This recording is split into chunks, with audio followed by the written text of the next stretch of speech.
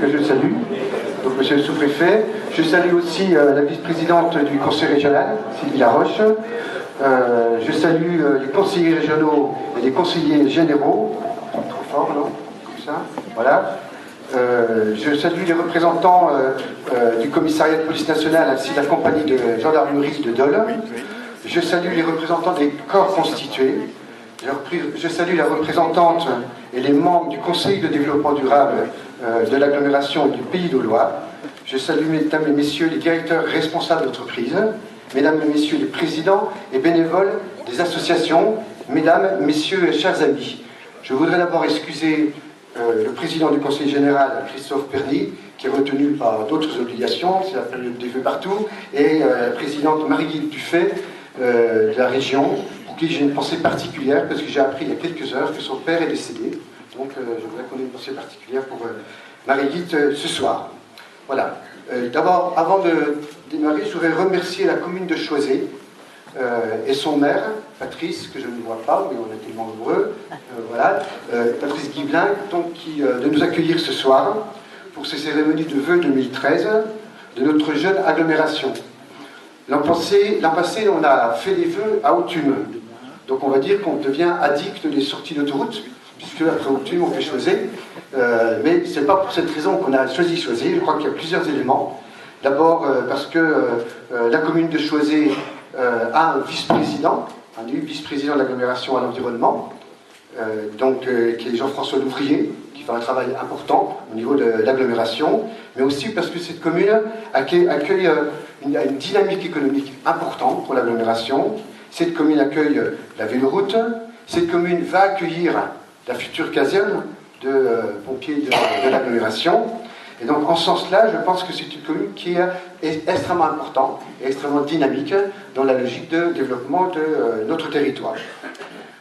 Je voudrais d'abord remercier l'ensemble des membres du bureau qui, avec moi, chaque semaine, travaillent depuis maintenant 5 ans à la construction et au pilotage de notre projet d'agglomération.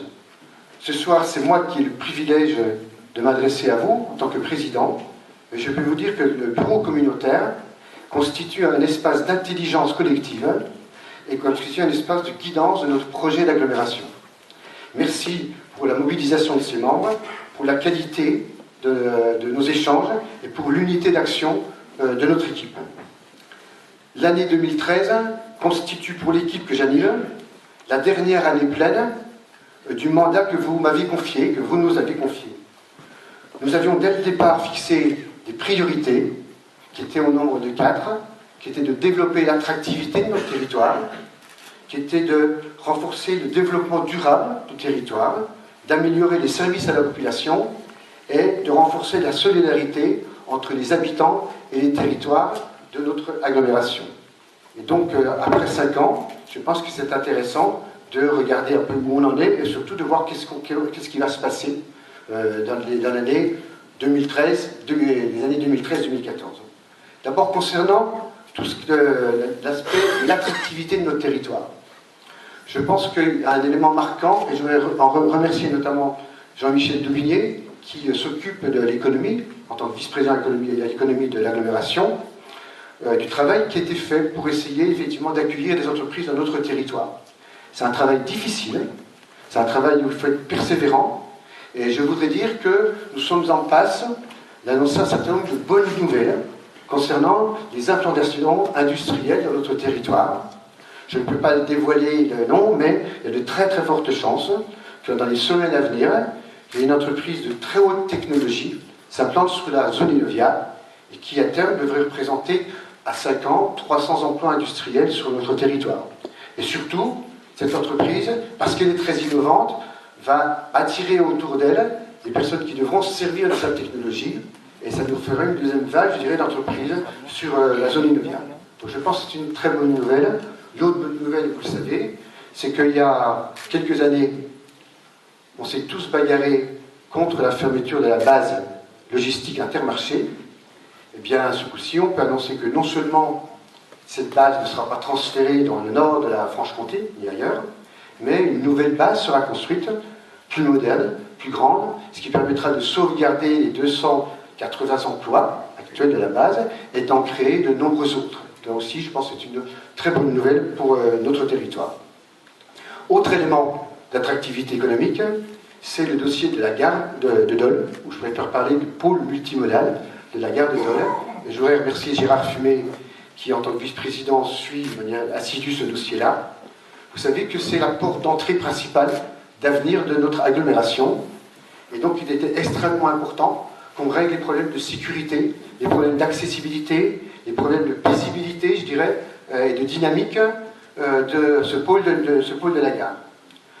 Dès l'année dernière, il y a maintenant plus d'1 an, on a réalisé un parking, le nord de la gare, qui est plein à 95%, donc on va être obligé de l'agrandir même, ce parking-là, mais ce qui va permettre aussi de renvoyer les voitures au nord de la gare et de pouvoir commencer les travaux d'aménagement de la place de la gare, de la future gare routière et des autres éléments du programme. À ce propos, je voudrais dire un mot sur la question des dessertes Lyria, qui nous doit tous nous maintenir mobilisés. Nous avons assisté avec Jean-Claude Ventre, maire de Dole, à une réunion organisée à la région par la présidente, où des assurances verbales nous ont été faites sur le maintien de la liaison Lyria sur Lausanne. Je pense que c'est un élément important. Je pense que ce n'est pas suffisant, parce que d'abord, l'arrêt de Mouchat n'a pas été évoqué, et d'autre part, je pense qu'on ne peut pas se contenter d'engagements verbaux. Et donc, comme me l'écrit la présidente, elle renvoie un courrier qu'elle a envoyé à Guillaume Pépi, et elle note, je suis très d'accord avec elle, afin de pérenniser cette offre durablement, je souhaite qu'une convention d'engagement sur le maintien de la liaison de Lausanne-Paris puisse être signée entre Lyria et la région de Franche-Comté. Je pense qu'il ne faut pas baisser la garde tant que nous n'aurons pas obtenu effectivement un engagement sous forme d'une convention de maintien de la desserte Lyria sur notre territoire. Autre élément d'attractivité, c'est le tourisme.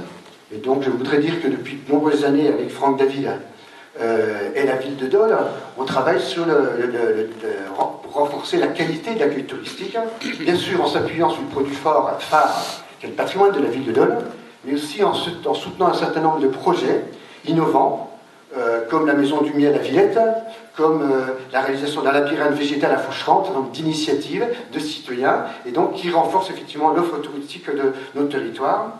À ce sujet, je peux vous annoncer qu'en 2013, l'agglomération réalisera, pour le compte de l'Office du tourisme, réalisera une structure flottante le long de la rue de l'Arbre qui accueillera le futur Office du tourisme.